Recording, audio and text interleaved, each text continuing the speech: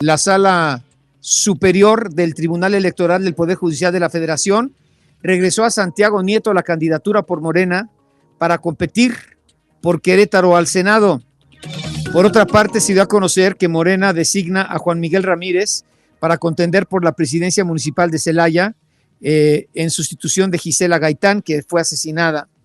El Banco Mundial ajustó a la baja su estimación de crecimiento para México de 2.6 al 2.3 para este año, y para el 25 y el 26 dice 2.1 y 2%. Pues muy aventurado, imagínense, hacer predicciones para dentro de 2 o 3 años. Bueno, en fin.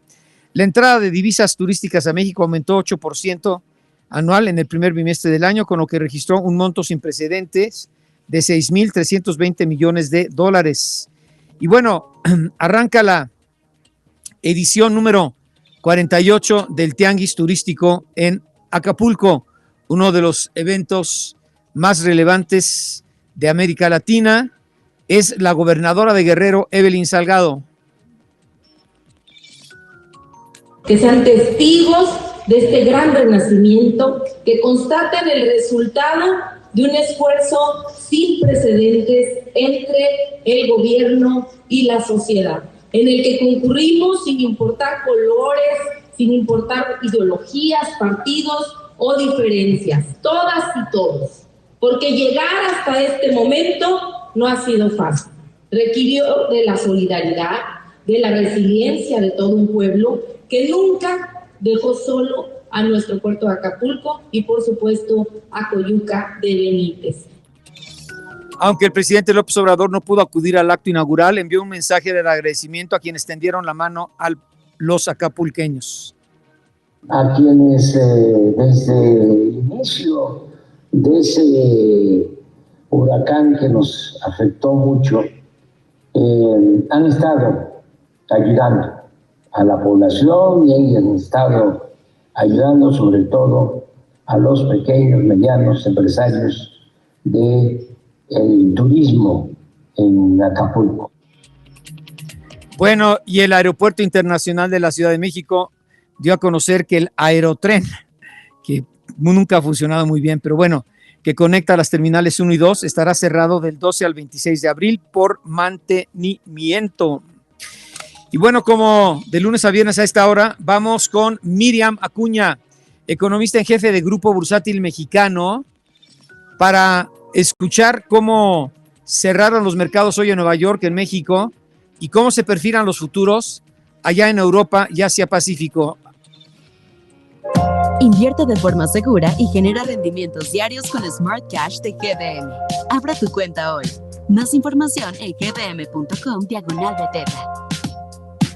Oscar Mario, muy buenas tardes. Estas son las noticias financieras y bursátiles más relevantes de hoy. Empezando por los mercados, el índice de precios y cotizaciones de la Bolsa Mexicana de Valores cerró 1.7% abajo. Por su parte, los mercados en Estados Unidos cerraron negativos, con el Dow Jones menos 1.1, el Nasdaq menos 0.8 y el S&P más 0.2. Al momento, los futuros en Europa van mixtos, con Italia y España a la baja, mientras que Inglaterra y Alemania reportan ganancias. En Asia, los futuros van negativos. Además, el tipo de cambio oficial subió y cerró en 16.49 pesos por dólar. En cuanto a noticias internacionales, la inflación en Estados Unidos aceleró en marzo, pasando de 3.2 a 3.5% anual, superando las expectativas del mercado. La inflación subyacente, que como saben excluye los precios más volátiles, permaneció en 3.8% anual. El repunte de la inflación se debió sobre todo al alza en los precios de la vivienda y la gasolina durante marzo. Por su parte, de acuerdo con las minutas de la votación de marzo, los miembros de la Reserva Federal de Estados Unidos afirmaron que aún esperan poder reducir las tasas de interés 3 veces este año, a pesar de la persistencia de una alta inflación en los primeros meses de 2024. Sin embargo, aún destaca un tono cauteloso, ya que reconocen factores de riesgo al alza como mayores precios del petróleo y costos de vivienda más elevados. En esa misma línea, algunos integrantes de la Fed señalaron que los recientes incrementos han sido generalizados y representan un riesgo para la trayectoria de inflación. En otros temas, el Banco de Canadá mantuvo su tasa de interés sin cambios en 5%, aunque el gobernador de la institución indicó que un recorte de la tasa de interés en su próxima reunión en junio aún no está dentro de las posibilidades. En China, Fitch recordó la perspectiva de la calificación crediticia, que actualmente se encuentra en A+,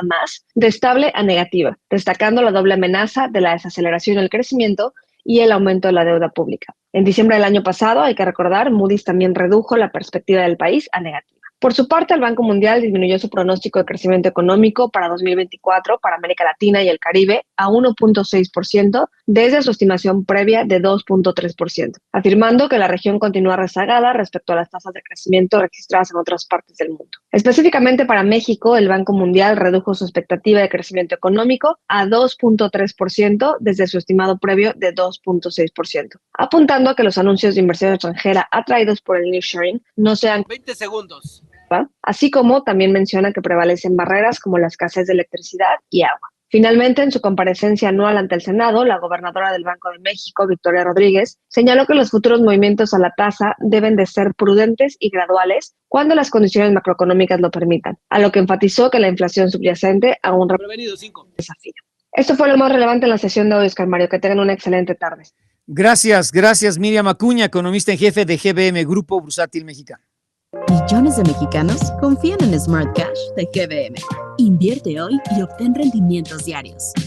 Más información en gbm.com/beteta. Bueno, el titular de la Auditoría Superior de la Federación, David Colmenares, presenta a Arely Gómez como la nueva auditora especial de desempeño en sustitución de Agustín Caso. Gómez González también se desempeñó como Procuradora General de la República y secretaria de la Función Pública durante el sexenio de Enrique Peña Nieto. La Secretaría de Salud emite una alerta de sarampión a las unidades médicas de todos los niveles después de que el fin de semana se informó de la detección de 4 casos importados. Laida Sansores, gobernadora de Campeche, asevera que su estado está más seguro sin los policías que se mantienen en paro desde marzo pasado. Bueno, qué cinismo de la gobernadora, qué bárbara. Bueno, también minimizó las denuncias de las mujeres policías que aseguraron haber sido abusadas sexualmente durante el fallo operativo para el traslado de reos en el penal de Cobén. Pues mi estado está tranquilo, eso es lo curioso. No, quiero que sí policía más tranquilo. Sí, pero eso es delito. Bueno, dice la señora, en Campeche todo está bien, hombre, son detallitos nada más. En fin, la Comisión de Gobernación en el Senado señala que es improcedente desaparecer los poderes en Guerrero, Guanajuato y Campeche ante los elevados índices de violencia. Legisladores de todos los partidos coinciden en que estas solicitudes perseguían fines electorales. 5 minutos. Bueno, el influencer Rodolfo Fofo Márquez fue vinculado a proceso por el delito de feminicidio en grado de tentativa, por lo que deberá permanecer preso en el penal de Barrientos.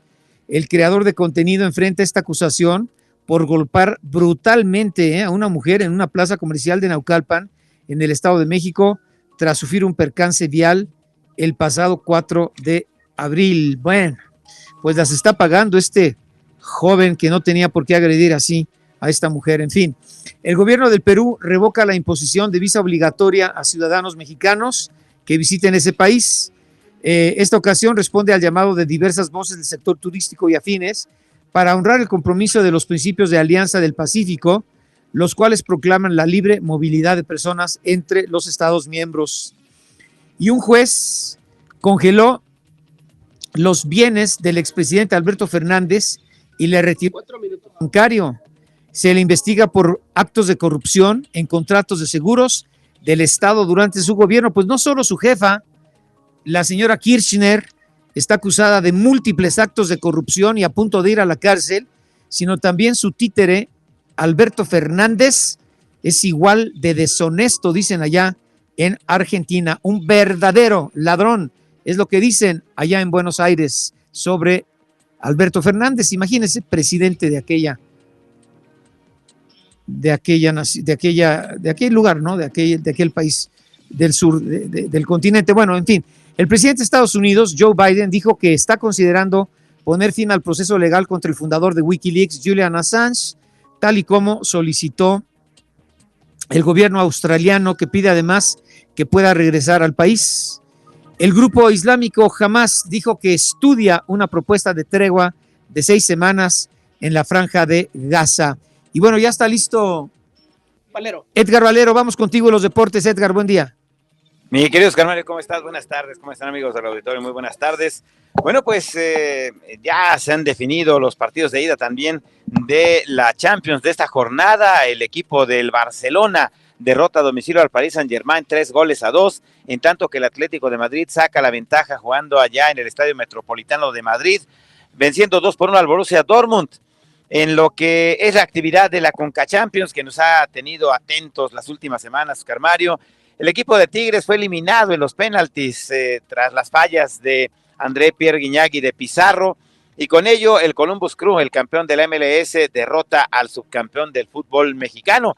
El que no tuvo piedad fue el América, que derrotó 5-2 al equipo del New England Revolution, un global de 9-2, y ya están en las semifinales de esta Conca Champions. Mientras tanto, Henry Martín, por cierto, llega ya a 98 goles con el equipo de la América, empata a Salvador Cabañas y está solamente a un gol de Carlos Reynoso, uno de los legendarios del equipo de las Águilas del la América.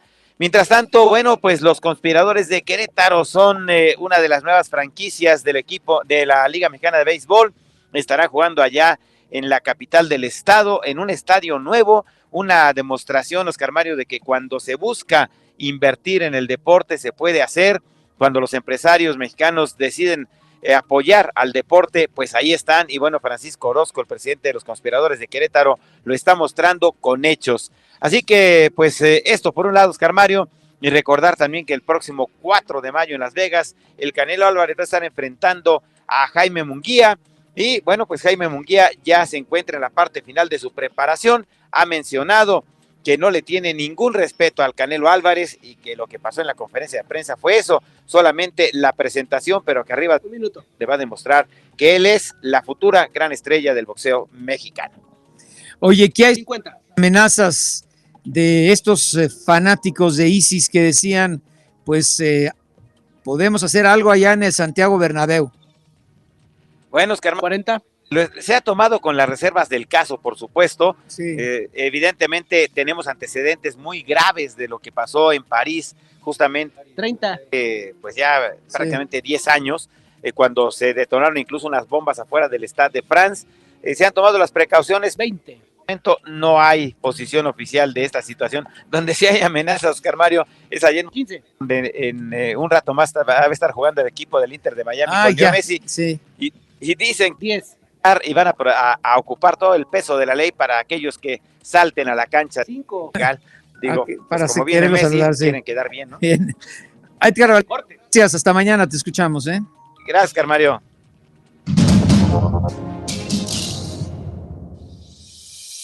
Adelante.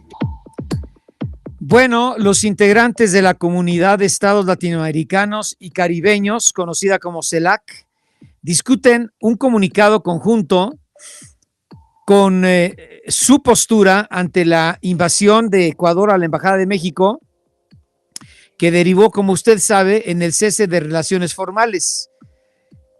Algunos países miembros de la CELAC proponen sentar en la mesa de diálogo a México y Ecuador para que resuelvan las diferencias apegados al derecho internacional.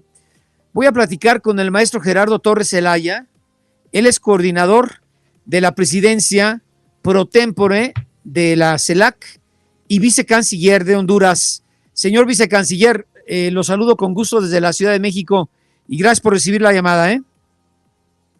Saludos, Oscar Mario. Es un verdadero honor poder estar aquí con usted en este medio. Un fuerte abrazo a todo México, a la Ciudad de México y a su pueblo, que el pueblo de Honduras tiene tanto aprecio y tanta estima. Gracias, vicecanciller. Bueno, dicen países miembros de la CELAC buscan un mecanismo para sentar en la mesa del diálogo a México y Ecuador. Como decimos aquí en este espacio, ¿cuál sería la traducción? Buscar un mecanismo. ¿Qué es buscar un mecanismo, señor vicecanciller? Bueno, primero es elevar la denuncia de lo que pasó en Quito. La agresión que sufrió la Embajada de México es inexcusable. La prohibición es taxativa en el derecho internacional. Las sedes diplomáticas son inviolables y también inviolable es el derecho de las personas al asilo. Ecuador con esta acción, digamos que rompió o golpeó dos de los pilares más importantes del derecho internacional. En ese sentido, frente a esta agresión a su soberanía, que es una provocación directa, México podría contestar también desde el uso de la violencia. Y hemos visto que México lo ha hecho en fiel apego a sus principios democráticos desde la diplomacia y desde la política. México ya presentó una denuncia en la Corte Internacional de Justicia y nos parece que ese es un camino que América Latina y el Caribe no solamente debe de acompañar, sino que debe solidarizarse profundamente con México por ser pues, un ejemplo frente a una agresión, mantener la apuesta por las vías pacíficas. Entonces, por una parte está el tema de la denuncia internacional, de hacerlo con fuerza. Ayer tuvimos una reunión con los cancilleres de América Latina y el Caribe, escuchamos también a Ecuador, escuchamos a México, nos pronunciamos y ratificamos la decisión. Lo que pasó con México fue una agresión y eso no puede ser permitido ni puede ser tolerado. Lo segundo es el hecho de buscar maneras de que Ecuador pueda resarcir esta acción que cometió en contra de México. No le podemos pedir a México un diálogo sin eso, porque entonces nos pondríamos del lado de la agresión. Debe de resarcir Ecuador de alguna manera lo que hizo y también debe de respetar la condición de asilo del ex vicepresidente de Ecuador, Jorge Glass. Entonces, son medidas de presión política para lograr que Ecuador retroceda en esta acción de violencia que ha ejercido, acepte que cometió un error y busque la manera de resarcir el daño hecho. Una vez con esto, entonces sí podríamos hablar de entablar un diálogo para buscar un retorno pronto de la normalidad de las relaciones diplomáticas entre dos estados latinoamericanos, que debería de primar siempre la hermandad y la unidad regional. Señor vicecanciller, a ver, porque nos han hecho favor de enviar pues muchos documentos para tratar de explicar esta acción que ha sido pues repudiada por la mayoría de los países, pero por ejemplo, sobre la convención que se refiere al asilo diplomático firmada en Caracas, Venezuela, en 1944, el artículo 3 dice que no es lícito conceder asilo a personas que al tiempo de solicitarlo se encuentren inculpadas o procesadas en forma ante tribunales ordinarios competentes y por delitos comunes, sufriendo condenas por tales delitos o a punto de sufrir condenas por tales delitos y teniendo que presentarse ante tribunales sin haber cumplido las penas respectivas. Obviamente ya han hecho alusión a este primer párrafo del artículo 3 de la Convención sobre Asilo Diplomático de Caracas, pero ¿cuál sería su opinión tomando en cuenta esto que acabamos de señalar? Bien, yo considero que ahí hay dos discusiones. La primera, en efecto, la Convención de Caracas de 1954 estipula una serie de condicionantes que deben de ser tomadas en cuenta por los estados al momento de dar asilo. Sin embargo, se debe de respetar la decisión de los estados de dar ese asilo o no. En el caso de las dictaduras violentas de los años 60 y 70, en el que México también prestó sus embajadas para dar asilo, esas personas que estaban siendo perseguidas en ese momento tenían en la formalidad acusaciones, ¿no? Eran acusados ya sea de terrorismo o de otras cosas, cuando detrás de eso habían o podían haber motivaciones políticas. Entonces, se le pide a los estados que tomen en consideración no albergar en sus embajadas a personas que son acusadas de actos criminales. Sin embargo, los estados también, en la misma Convención de Caracas, tienen la potestad de tomar consideraciones y determinaciones y decidir si esa persona, ese ciudadano, pues verdaderamente ocupa un asilo político, está siendo víctima de alguna especie de persecución. Más allá de eso, de si Ecuador y México estaban de acuerdo o no de que Jorge Glass tenía o no derecho al asilo, habían mecanismos diplomáticos para solicitar una colaboración. Podía México pedir el salvoconducto para sacar a Jorge Glass de Ecuador, y podía Ecuador negarlo, o podía Ecuador solicitar de manera formal una extradición de México para que le entregara a Jorge Glass. Habían mecanismos. Lo que no existe mecanismos, porque no existe media tinta en eso, es el principio de inviolabilidad de las sedes diplomáticas. Entonces, por el lado de la Convención de Caracas hay espacio para análisis y para reflexiones. La Convención de Viena, que es la que prácticamente genera la política exterior moderna, es taxativa, ¿no? Y es clara. No existe ningún argumento para violentar una embajada. Porque cuando se violenta una embajada, lo que se está violentando es la soberanía del Estado del cual esa embajada es representante. O sea, en la casa, en la oficina de la Embajada de México en cualquier parte del planeta, afuera de México, en ese espacio estamos en territorio mexicano. Y no hay ninguna excusa para agredir la soberanía y el territorio de otro estado. Entonces, al final, más allá de las valoraciones que se puedan hacer, si el señor Glass era acreedor o no de un asilo justificado, Ecuador de ninguna manera podía violentar, entrar y agredir a personal mexicano en servicio exterior en la embajada en Quito. Señor vicecanciller, México se va a inconformar, ya lo dijo el presidente López Obrador, hoy mismo ante la Corte Internacional de La Haya. Usted como conocedor, ¿qué sanción podría imponer la Corte Internacional al gobierno ecuatoriano o al presidente Noboa? En caso de que así fuera, estamos especulando totalmente, pero ¿a qué podría llegar al extremo? ¿Cuál sería? Bueno, ya está Gerardo Rodríguez. Poner un ejemplo, vimos la votación de la OEA. En la votación de la OEA, todos los Estados miembros de la OEA votamos en contra, o sea, a favor de la denuncia contra Ecuador. Un estado se abstuvo, que fue El Salvador, y un estado obviamente votó en contra, que era Ecuador. De ahí todos los demás votamos. Esto quiere decir que hay prácticamente un consenso internacional, así que es muy probable que sí hay una sentencia favorable a México y contraria a Ecuador en la Corte de Justicia. Pero ¿cuál podría ser la sanción? Esto puede acarrear, sí, ¿perdón?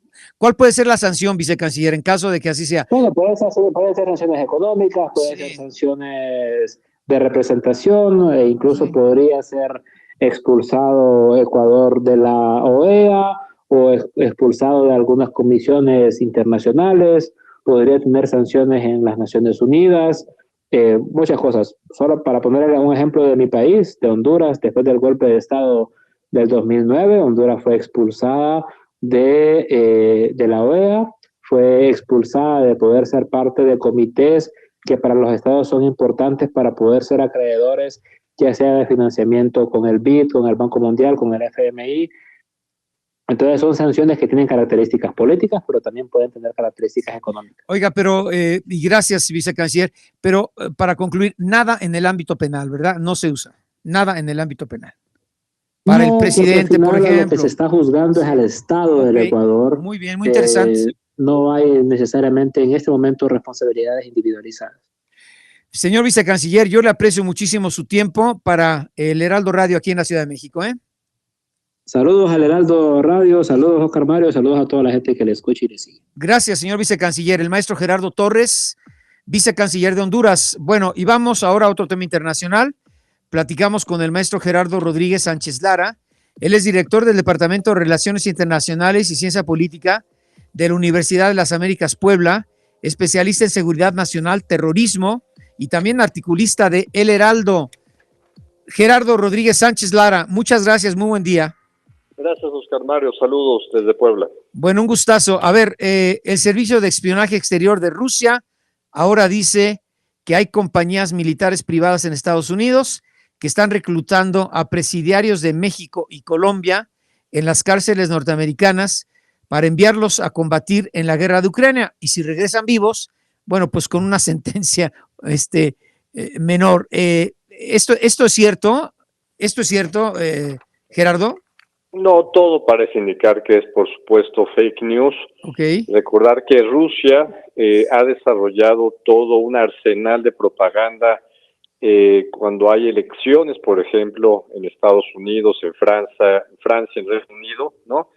Tiene un equipo que le encanta hacer esto en redes sociales. Sí, bueno. Y la propia, Oscar Mario, y la propia respuesta de la Embajada de Estados Unidos fue de una broma también, no lo tomamos en serio, ¿no? Yo no tengo ninguna información, Oscar Mario, de los círculos y redes con los que contamos de amigos en México y en Estados Unidos, en ámbitos de inteligencia y de defensa, que corroboren un ápice de esta información. Sí, bueno, aunque sabemos que pues Putin es traidor, está considerado como genocida por muchos países y algunas cortes, y también se ha comprobado que pues él favoreció mucho en la manipulación de las redes para que el señor Donald Trump ganara la presidencia allá en el año, ¿qué será? 2016, ¿verdad? 2016, sí. Y que está listo para apoyar al señor Trump este mismo año, ¿no? Tienes toda la razón, Oscar Mario, qué bueno que recuerdas eso. En ese entonces, las 16, hoy 17 agencias de inteligencia de Estados Unidos, al unísono coincidieron que Rusia intervino en las elecciones de Estados Unidos. Recordar también que el propio Donald Trump reconoció que su equipo de campaña recibió la información de los correos electrónicos de su cuenta de Yahoo de Hillary Clinton, la candidata opositora demócrata, y eso lo aprovechó Donald Trump en la elección del 2016. Entonces, por supuesto que Donald Trump es el candidato favorito de Putin, porque Donald Trump ya dijo dos cosas muy importantes. Primero, que podría salirse de la OTAN, lo cual vulneraría muchísimo la defensa de los países europeos, y ya dijo también que no está a favor de que se apruebe el apoyo económico a Ucrania en términos militares por parte del Congreso de Estados Unidos. Así es que es un adversario no menor para los intereses de Europa también.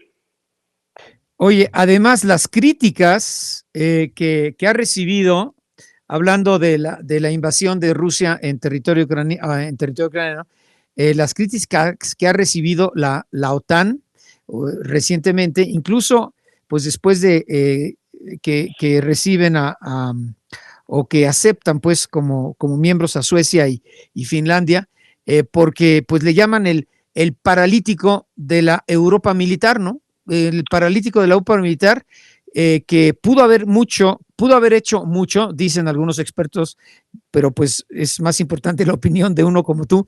Dicen, pudieron haber evitado la invasión de Rusia en Ucrania y no hicieron absolutamente nada. Y ahora, bueno, pues todo es negocio, son miles de millones de dólares que se gastan en armamento que salen de algunos países miembros de la OTAN, mucho desde Polonia y bueno, ni se diga de Estados Unidos. Pero voy a lo siguiente, Gerardo, con base en tu enorme conocimiento, ¿hasta cuándo y hasta dónde se puede prolongar este conflicto?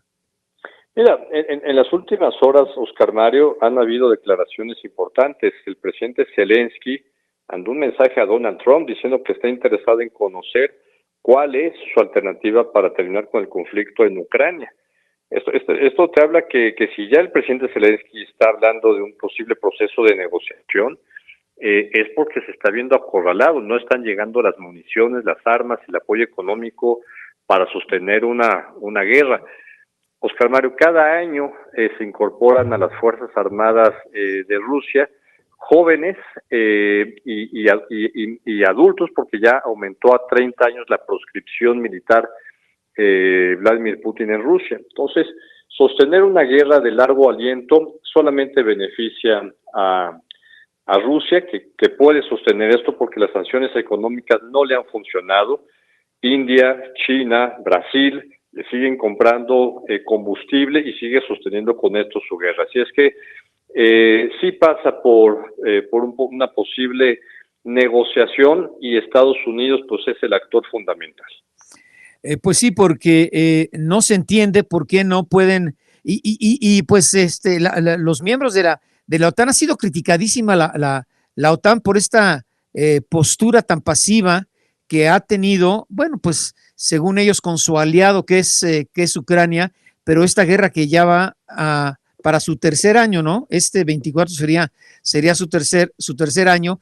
Y muy importante lo que decías tú, pero te pregunto si va en serio la posibilidad de que Trump tenga que cumplir, pues yo no sé si lo hizo como todos sus chascarrillos o realmente fue una declaración honesta y seria. Recuerdo, y si no me corriges, con base en esto que mencionabas, Gerardo, que dijo Trump que yo termino la guerra en 24 horas o en 48 horas, algo así dijo, ¿no? Sí lo dijo, pero algo que tenemos que recordar, Oscar Mario, es que Trump sí cumple sus amenazas, cumplió amenazando a Canadá y a México con salirse del TLC, y sí puede amenazar y cumplir el salirse de la OTAN, que sería terrible para Estados Unidos. Es una falta de comprensión absoluta de los intereses geopolíticos de los Estados Unidos. Y rematando con lo que afirmas, que lo dices muy bien, la es la OTAN.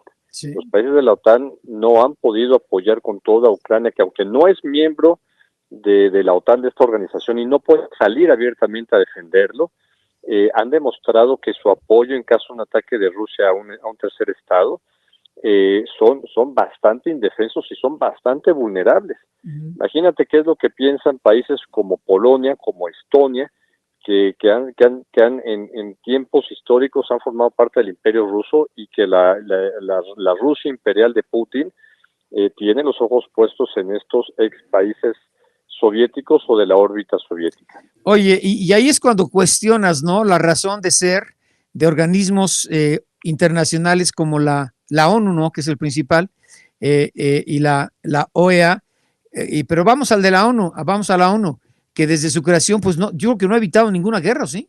3 minutos. Yo creo que aquí sí, el principal propósito de la ONU fue evitar una tercera guerra mundial, y hasta ahorita lo ha evitado. Entonces, hay quien habla que estamos en una tercera guerra mundial, pero proxy, ¿no? Con conflictos por todo el mundo, pero no hay una conflagración entre las grandes potencias abiertamente militarmente.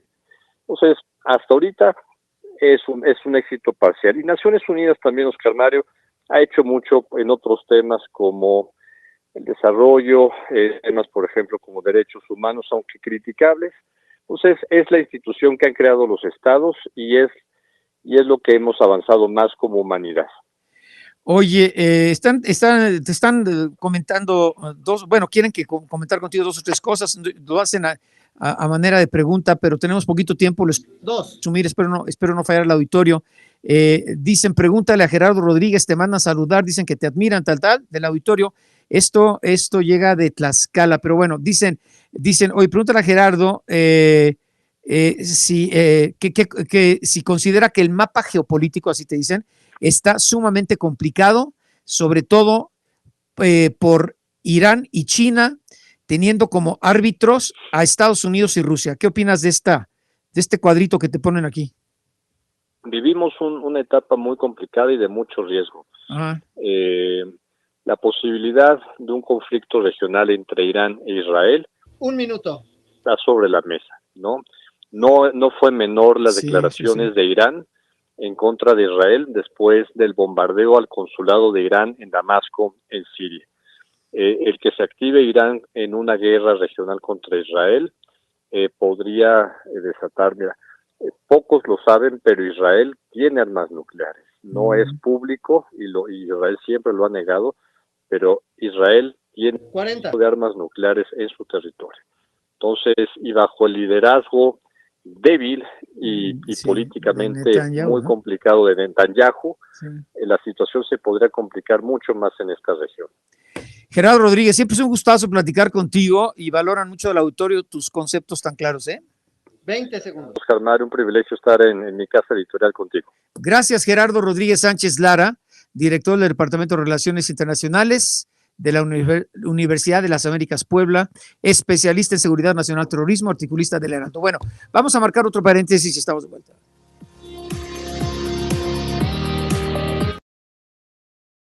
Vamos a cambiar de tema y vamos a platicar con el doctor Uc-Kip Espadas. Él es consejero del Instituto Nacional Electoral. Doctor Uc-Kip Espadas, siempre es un gusto y un honor platicar con usted, ¿eh? Por el contrario, el gusto es mío. Gracias. Bueno, en relación a la crítica que ha hecho el gobierno federal, el presidente de la República, pues la clase política en relación a los errores en el primer debate, que muchos dicen tuvo que ver con la organización en rubros específicos que falló el Instituto Nacional Electoral. ¿Cuál sería su opinión? Bueno, a ver, sin duda el instituto está abierto a las críticas que se reciben, no las descalificamos. Lo cierto es que intentamos hacer un formato muy ágil. Esto se logró, pero quizá fue demasiado rápido, es decir, probablemente haya habido demasiadas preguntas para que el debate permitiera pues una exposición en la que se vincularan de manera más estrecha los distintos temas que resultaron. Pues en cuanto a las opiniones del presidente, pues yo me quedo mejor con las de ayer, que dijo que el debate estuvo requete bien. Ahora, desde su perspectiva, lo de el reloj y lo que se le pagó a esta empresa, que dicen cobró casi 20 millones de pesos para organizar el debate, ¿fue más bien falta de cuidado por parte de ellos? Bueno, a ver, tenemos problemas de producción, eso es cierto. De los distintos problemas de producción, para ser franco, el único que me parece relevante es el de los relojes. Lo demás me parece que toca aspectos que, si bien hay que cuidar, pues no marcan el flujo y el desarrollo del debate. Lo de los relojes sí, y eso, bueno, pues es un asunto el que desde luego no podrá ocurrir en el próximo debate. Tenemos que asegurarnos de que los candidatos sepan en todo momento, tengan un reloj a la vista que les permita saber cuánto tiempo específicamente les queda y que fluya adecuadamente sin ningún tipo de interrupción. Es decir, si bien en este debate, pues el profesionalismo, especialmente de Denis Merker, permitió resolver el problema muy rápidamente, de forma tal que no hubo una inequidad resultante de esto, pues no podemos depositar semejante responsabilidad en los conductores, y sí, eso tendrá que remediarse. Lo que me parece más importante a mí es que en este segundo debate tendremos menos preguntas, es decir, el ritmo será un ritmo menos acelerado, y eso permitirá exposiciones más largas, más complejas, y un mejor intercambio de opiniones y cuestionamientos entre los candidatos y el candidato. Oiga, señor consejero, ¿de quién depende? Porque pues es básicamente una opinión generalizada, el formato tan rígido y que hace a veces tan aburrido ese tipo de encuentros, pero pues en este caso muy importante porque están compitiendo por la máxima responsabilidad en este país entre pues dos mujeres, ¿no? Bueno, hay que, a ver, la responsabilidad es del Consejo General. Nosotros aprobamos un proyecto que fue presentado por la Comisión de Debates, pero hay que decir que la Comisión de Debates no presentó un proyecto que hubieran construido solo los consejeros. Esto fue un proceso largo de discusión intensa con los partidos, de escuchar sus distintas posiciones y de incorporarlos. Es decir, no estoy tratando ni de repartir culpas ni de evadir responsabilidades, pero lo cierto es que la construcción del debate no fue una construcción que hiciera el INE al margen de los partidos, sino que se hizo de manera muy estrecha en conjunto con ellos. Bien, ahora el INE, dicen, discutirá mañana mismo la solicitud de la oposición para suspender las mañaneras del presidente de la República. ¿Esto lo ven ustedes en el Consejo, doctor? Sí, efectivamente. Los partidos políticos presentaron una propuesta un proyecto de acuerdo en este sentido y bueno, tocará resolverlo el día de mañana.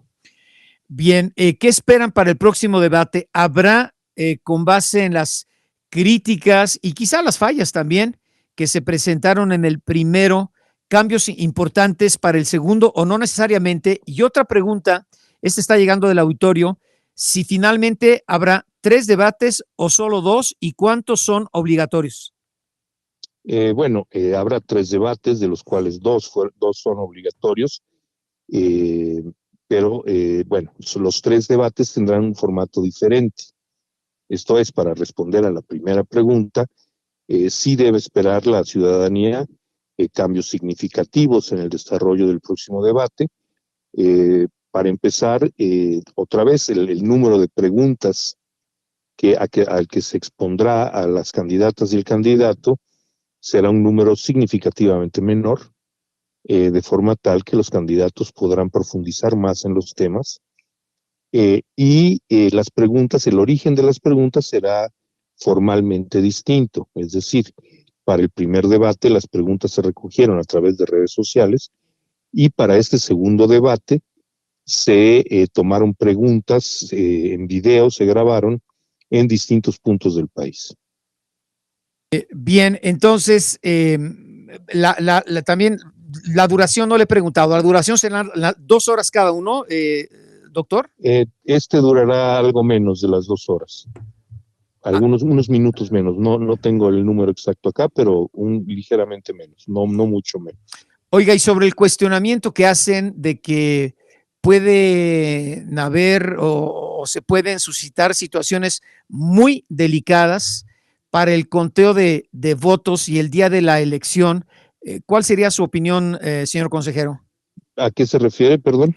Pues básicamente que podrían impugnar el resultado en caso de que no favoreciera, pues lo digo así, a la candidata oficial, es lo que se dice, ¿no?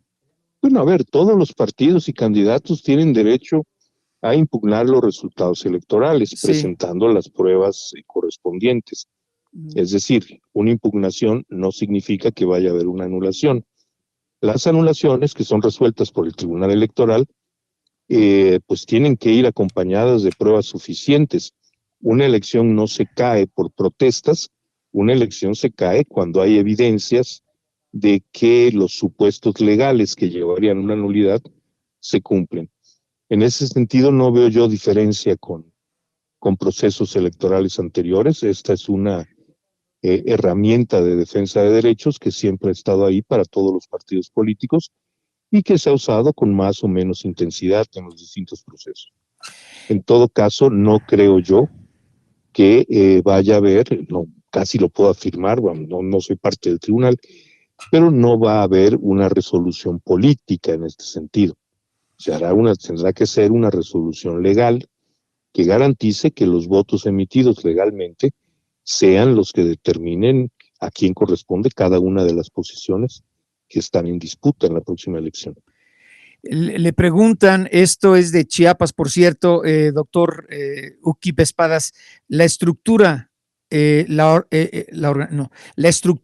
organigrama, es que dice así, la estructura, el organigrama, la operación actual que impera en el INE, ¿garantiza su autonomía y certeza para los resultados?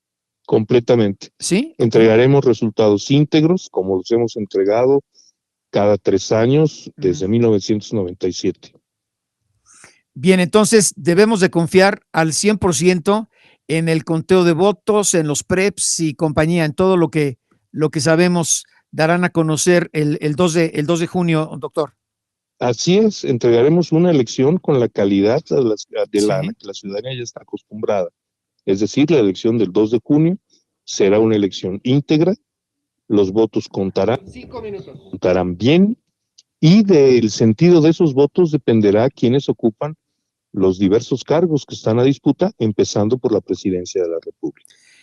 Mire, esta me gusta. Dicen, algunos han comentado que el Instituto Nacional Electoral debería de ampliar sus funciones y, entre otras, promover entre los ciudadanos en una elección federal la calidad del voto para invitar a uno más razonado y más estudiado. Es interesante.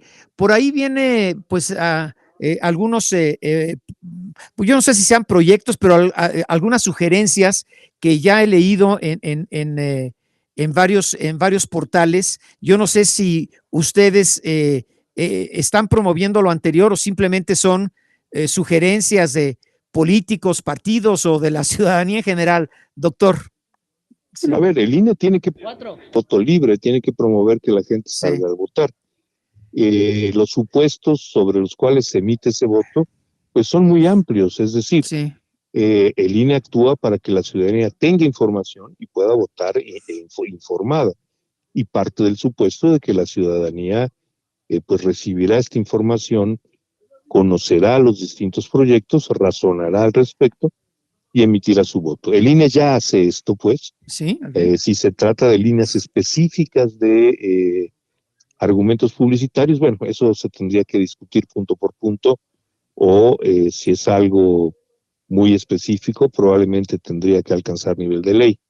Pero la realidad es que el INE promueve la información en las elecciones de manera muy amplia y promueve la participación libre.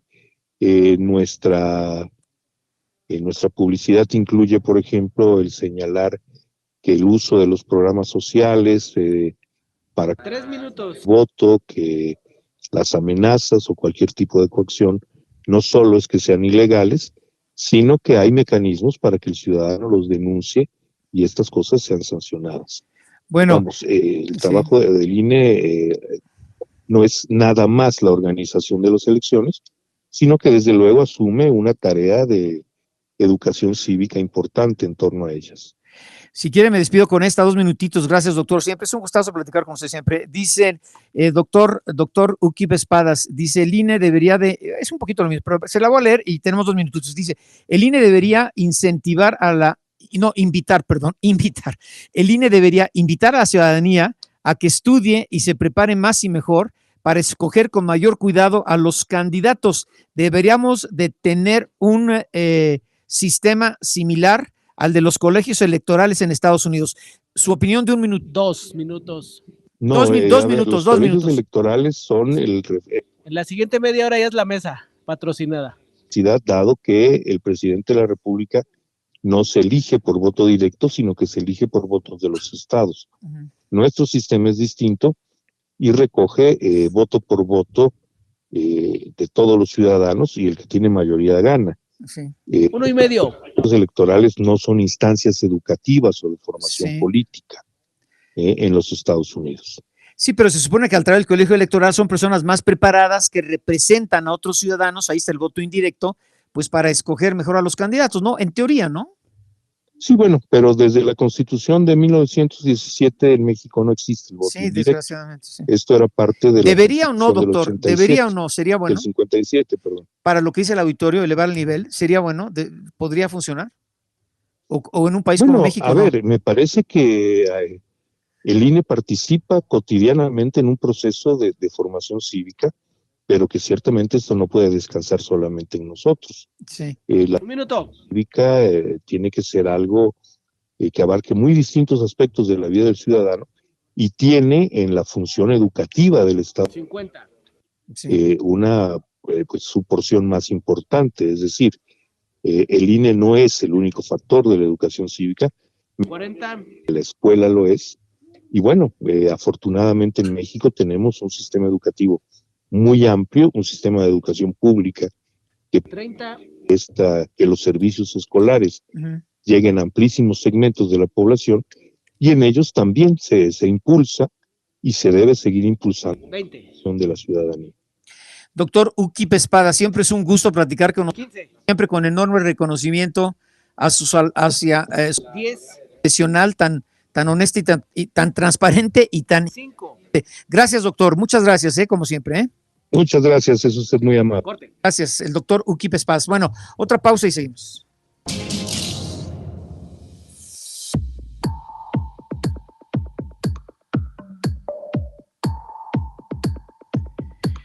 Bueno, pues siempre es un gustazo escuchar aquí en el estudio a don Héctor Vieira. Mi querido Héctor, ¿qué tienes hoy entre tus qué?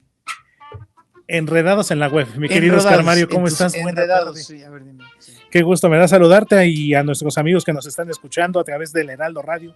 Pues hoy precisamente enredándonos ahí en las redes sociales, muy futboleras el día de hoy, actividad de la Champions League, en este momento también hay actividad de la Liga de Campeones de la CONCACAF, pero te cuento, el que causó revuelo el día de hoy, bueno, los dos que han causado revuelo, por supuesto, uno Lionel Messi, jugador del Inter de Miami, que hoy en punto de las 8:30 de la noche, hora del centro de México, estarán enfrentando a la pandilla del Monterrey, pero quien está de visita también en México, precisamente con motivo de este partido, es el exfutbolista inglés y uno de los propietarios de este equipo de Inter de Miami, sí, David Beckham, quien visitó Monterrey y está por allá, se dio el gusto de ir a comer a un restaurante ahí por los rumbos de San Pedro Garza García, el Gallo 71 se llama este establecimiento, se tomó unas cervecitas como las que se toma el otro señor Naranja, justamente, pero David Beckham, fíjate, a pesar de todo, y a pesar de que ya es un directivo, ya tiene algunos años de que se retiró como jugador de fútbol, pues a donde se para sigue causando el revuelo David Beckham, y vamos a escuchar un poquito de lo que pasó ahí en el restaurante ahí en San Pedro Garza García. Ya está la mesa lista, nada más me das tiempo para el patrocinio.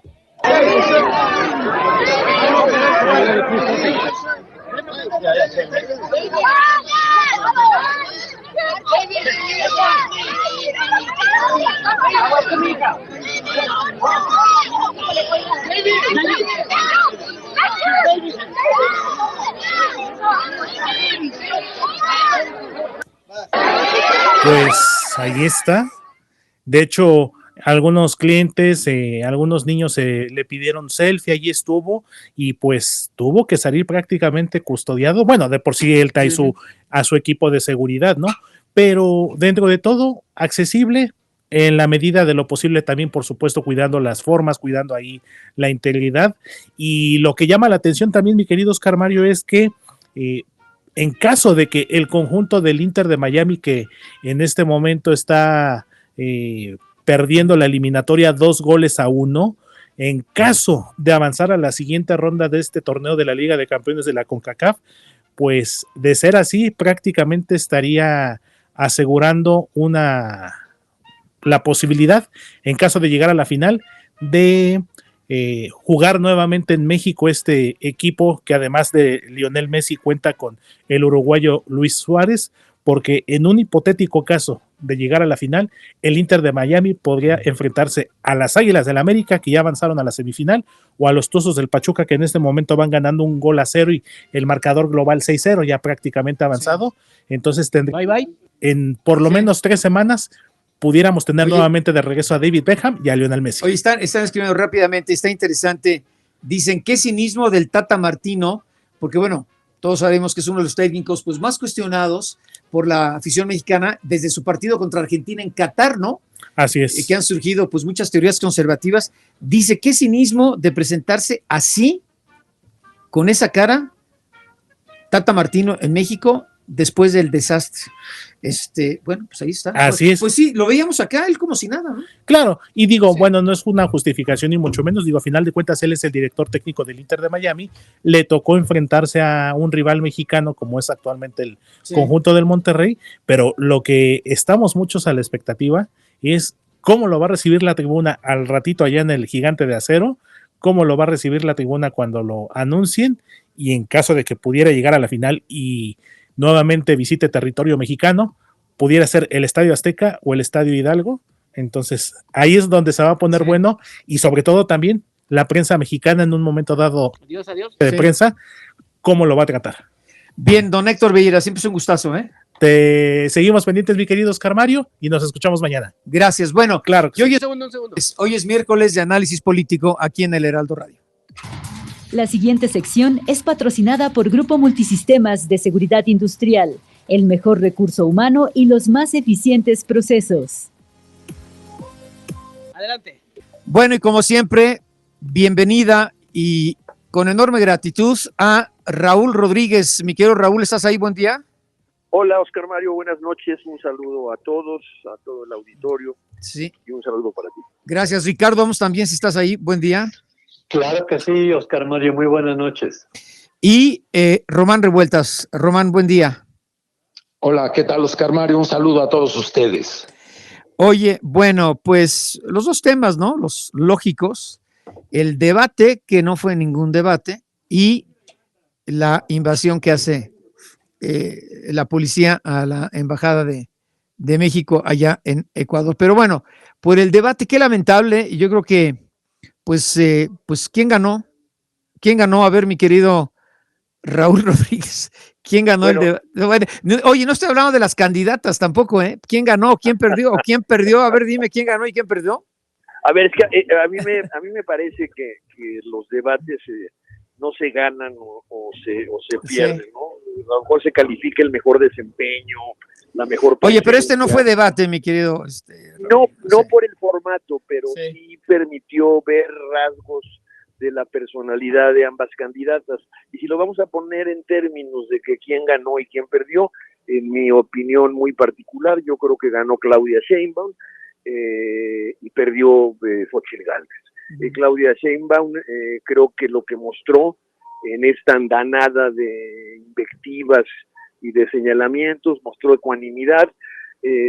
Xóchitl, por su parte, y el lenguaje corporal en los debates es muy importante, mostró primero nerviosismo y un momento en que su gesto, su lenguaje gestual también sugería mucha molestia y de pronto hasta ira.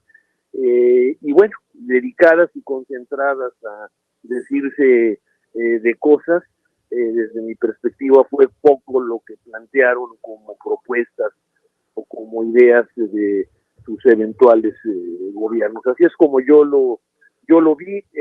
Vi un formato desde la perspectiva de la producción televisiva malo.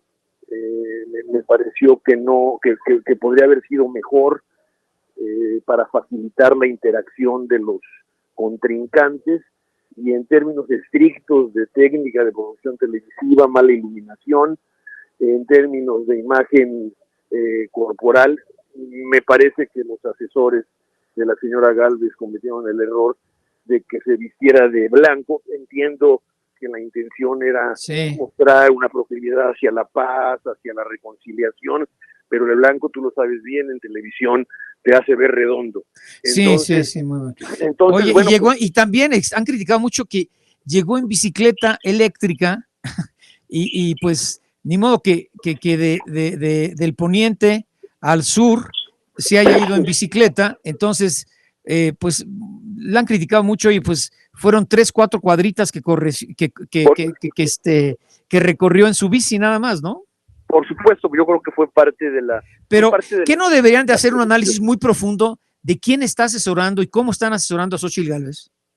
Yo creo que sí, yo creo que las propias candidatas, ¿no? Inclusive también a Claudia Sheinbaum, y a mí me da la impresión... Pero estuvo mejor, mucho más segura, bueno, siempre seria, pero estuvo segura. Sí. ¿no? Sí. Y de pronto también hizo algunos gestos cuando le lanzó algunas invectivas, ¿no? Sí. Y me parece que se pasa...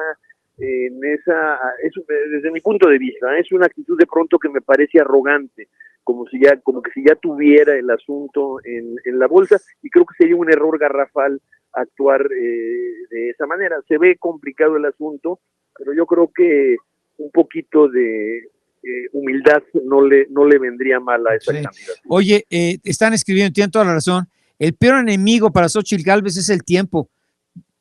Totalmente, ¿eh? ¿Qué van a hacer en 50 días? ¿Qué van a poder remontar? La mayoría piensa que no, bueno, no sé, que ojalá una sorpresa o alguna no sé. Yo creo, y con esto dejo que los compañeros se ocupen del micrófono, yo creo que son dos los peores enemigos de Xóchitl Gálvez. Uno es Xóchitl Gálvez y el otro pues son los partidos que la postulan, por más que se quiere insistir en que se trata de una candidata ciudadana. Gracias, mi querido Raúl. Voy con Ricardo Oms, luego con Román Revueltas. Ricardo, fíjate que algunos están mencionando, haciendo un corte, pues al día del debate, ¿no? Que fue el pasado domingo. Dicen que la astucia, la sensibilidad, la pericia, la inteligencia del presidente de la República se puede ver porque él destapa a Xóchitl Gálvez como candidata a la presidencia, sabiendo que pues no era una mayor competencia para Claudia Sheinbaum, y la aleja de lo que pudo haber ganado y que es la jefatura de gobierno de la Ciudad de México. Con esa inteligencia política del presidente López Obrador, pues quizás hasta comenzamos a creer esa teoría, ¿no? ¿O qué opinas, mi querido Ricardo?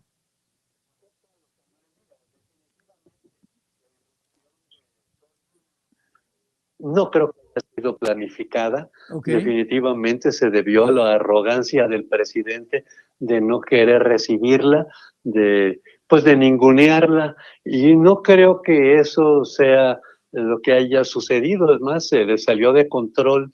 Yo pensaría de que la llegada de Xóchitl hubiera habido candidatos mucho más cómodos para Claudia Sheinbaum, gente que tiene larga trayectoria, como era el caso de Beatriz o el mismo Enrique de la Madrid, ¿no? Mauricio Curi, también se mencionó mucho a Mauricio Curi, ¿no? Uh-huh. Sí, también, o sea, habría gente más cómoda, sí, porque no tendrían el arrastre que tiene, por ejemplo, hoy Xóchitl. Xóchitl, a final de cuentas, tiene un carisma que la vimos muy desdibujada en el debate. Sí, nerviosa, ¿no? Muy nerviosa. Totalmente de acuerdo. Muy nerviosa. Sí, muy seria. Se veía tensa. Sí. Yo la veía tensa cuando esperaba verla relajada. Y lo que esperábamos es que ella fuese quien impusiera casi la agenda con sus ocurrencias, como acostumbra hacer, y la vimos desdibujada, pero definitivamente hubiera habido candidatos más cómodos para Claudia que la misma Xóchitl. Xóchitl, a final de cuentas, yo sigo pensando que puede dar una sorpresa también en función de qué errores y en qué problemas se pueda meter el presidente de aquí al día de la elección. Ya estamos viendo de que es capaz de cualquier cosa, y como lo hemos visto, la forma en que está manejando el caso Ecuador, pero pues bueno, todo puede suceder, y también la interpretación de la gente a los mismos hechos puede cambiar el curso de la elección. No sé qué. Sí, oye, no, pero mañana, muy importante, mañana es jueves, sí, discutirá el INE la solicitud de la oposición para suspender las mañaneras del presidente, que dudamos mucho que esto que vaya a pasar, pero también es un punto delicado, ¿no? Yo creo que ese es un punto muy importante, porque las mañaneras, a final de cuentas, se han convertido en el medio de promoción indirecto, si lo quieres ver así, pero definitivamente las mañaneras es un foro que es propio del presidente y solamente entra quien él quiere. Y esto no podemos olvidarlo, que es un formato, pues en México creado por él, en el extranjero ya existía, es casi lo que hacen en Venezuela, lo que hacía Hugo Chávez, y hoy hace Nicolás Maduro, pero en México él lo instituyó y es su foro, y en plena campaña definitivamente es una total inequidad, ¿no? Porque él es el que le da la pauta a la gente. Es más, gracias a la mañanera es que surgió el conflicto con Xóchitl, y ella, al no sentirse recibida en la mañanera, pues se convirtió en la candidata natural, ¿no?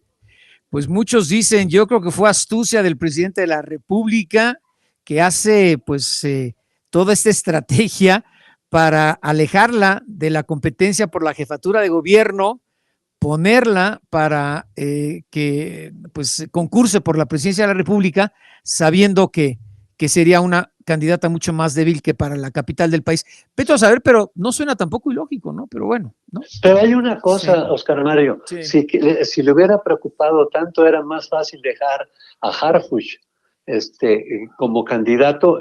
Las encuestas ya lo daban casi como ganador, y sí. Él se encaprichó, o sea, yo creo que por ahí la tenía fácil y le daba gusto a Claudia Sheinbaum dejando al candidato que ella quiso, ¿no? Entonces podía haber negociado y dejar a Harfuch, y hubiera sido alguien con un perfil muy cómodo, con un perfil mucho más fresco, más joven, con todo eso que hoy debe tener un candidato, y sin embargo lo dejó pasar. Si tanto le hubiera preocupado a la ciudad y sintiera que podría no ganarla, yo creo que hubiera mejor aceptado a Harfuch y ahí se lo hubieran llevado, ¿no? Bien, gracias, Ricardo. Román Revueltas, te escuchamos, te saludo con gusto. A ver. Mira, Oscar Mario, lo que dices de que esto a lo mejor se debió a una estrategia del presidente de la República no tiene demasiada lógica, porque, a ver, iba a ganar entonces Beatriz Paredes, iba a ganar de la Madrid, ¿verdad? No, como dicen nuestros colegas, es mucho más incómoda Xóchitl. Es más, yo tengo una pregunta, Oscar Mario. Dime. ¿Quién sería el candidato ideal de Morena para la presidencia de la República? ¿De Morena? Sí, hijo. De Morena. Ideal. Ay, caray, qué difícil la pones. Pues yo te voy a dar la respuesta. Entre las corcholatas. Ok. ¿De la oposición dices o para Morena? No. ¿Qué figura sería el candidato ideal para Morena? ¿Por qué dices que Xóchitl? ¿Por qué? Hombre, porque tiene todo. Nació pobre. Bueno. Es india, como dice ella, ¿verdad? O sea, cuando dice, que dicen, no, una de sus mejores ocurrencias dice, oye, ¿cuándo van a sacar el indiómetro para medir qué tan india soy yo, ¿verdad? O sea, una de sus grandes ocurrencias fue la Xóchitl que no vimos en el debate del domingo. Esa mujer ingeniosa, fresca, espontánea, desenfadada, ¿verdad? Que fue lo que le faltó. Pero pobre, india, hecha a sí misma, mujer, vivió en Iztapalapa, pero que ni mandada a hacer como candidata de Morena. Entonces ahora la acusan de que la puso Claudia X González, de que es empresaria, todas las mentiras que sacó Claudia Sheinbaum para enlodarla, ¿verdad? En el debate, pero en realidad tiene unas cualidades enormes la mujer, ¿verdad? Pero enormes. Entonces, en realidad yo siempre, esto hasta lo he dicho, ¿verdad? Lo he publicado, ¿verdad? Que la candidata ideal, en su momento yo creo que inclusive estuvieron coqueteando con ella, el oficialismo, para ver si se sumaba a sus filas. Oye, una pregunta, hecho, sí. O sea, oye, una pregunta para los tres, porque quiero nada más que den su opinión sobre lo de Ecuador, pero después del primer debate, y empiezo con Román, luego Ricardo, Raúl, rápida, y luego pasamos rápidamente, porque tenemos muy poco tiempo ya. Oye, después del primer debate, ¿se acelera la cocción del arroz? O sea, ¿ya se coció el arroz para Claudia, sí o no? A ver, Román, después... No lo creo. Yo creo que esto puede dar muchísimas vueltas. Todavía en 50 días, Román, es muy poco ya. ¿No? Pues yo creo que en 50 días pueden pasar muchas cosas, y yo creo que también el electorado 5 para acabar la mesa. Lo tienen guardado y va a ser la gran sorpresa. ¿El qué? ¿El electorado? ¿El Sí, voto? Yo pienso que los votantes igual se tienen algo guardado por allí, y que el 2 de junio puede ser una gran sorpresa. Bien, Ricardo, ¿se acelera la cocción del arroz, sí o no? Después del domingo. Definitivamente no creo, porque definitivamente los debates no son un instrumento para el gran público. O sea, son demasiado fríos para llegar y más a convencer a la gente. Más totalmente intrascendente. Intrascendente. Raúl Rodríguez, ¿se acelera o no la cocción del arroz? No, el arroz todavía no está. No, todavía no, mira, qué bien. Los tres piensan igual. 4 para la mesa. De cocción, yo sí lo veo a punto de cocción. Todavía no así como para asumir una actitud arrogante de cantar victoria por parte de Morena y su candidata, pero yo creo que sí, difiero con algunos de los planteamientos, no le veo talento, no le veo tamaños, no le veo capacidad. Un país no se gobierna con ingenio, un país no se gobierna con frescura. Entonces, bueno, este es mi punto de vista personal, no le veo tamaños a Xóchitl Gálvez como para ser presidenta de la República. Bueno, y tenemos 5 minutitos. La pregunta sería sobre la crisis México-Ecuador, la crisis diplomática, la invasión a la embajada por parte de la fuerza ecuatoriana, de la policía ecuatoriana.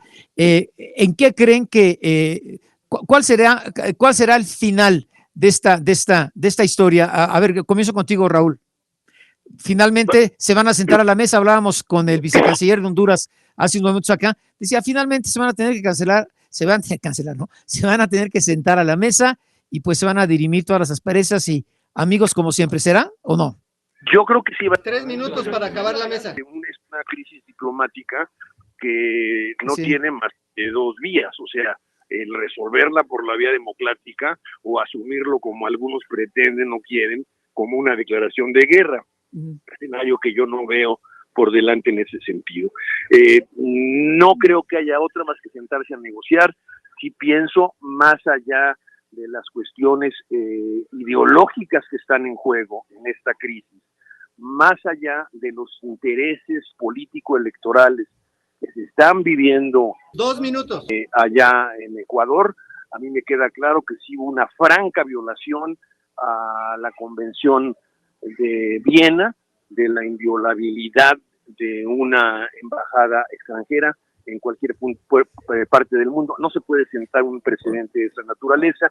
Se ha argumentado de que cómo le van a dar asilo a un presunto delincuente y hacen saberlo a través de un artículo de la Convención de Viena donde dicen que no se le da asilo político a un procesado, pero olvidan agregar la segunda parte de ese mismo artículo que dice que corresponde al gobierno asilante, es decir, en este caso México, determinar por la información 1 y medio para la mesa propio si el personaje en cuestión es o no alguien que amerite un procedimiento. Bueno, a ver, la pregunta, tenemos minutito y medio para ustedes, Raúl, luego Ricardo, luego Román. ¿El Ecuador abre el abanico para que se puedan repetir este tipo de eventos? Bueno, pues ha sentado un muy mal precedente. ¿Pero abre el abanico para que se puedan repetir y no pasa nada?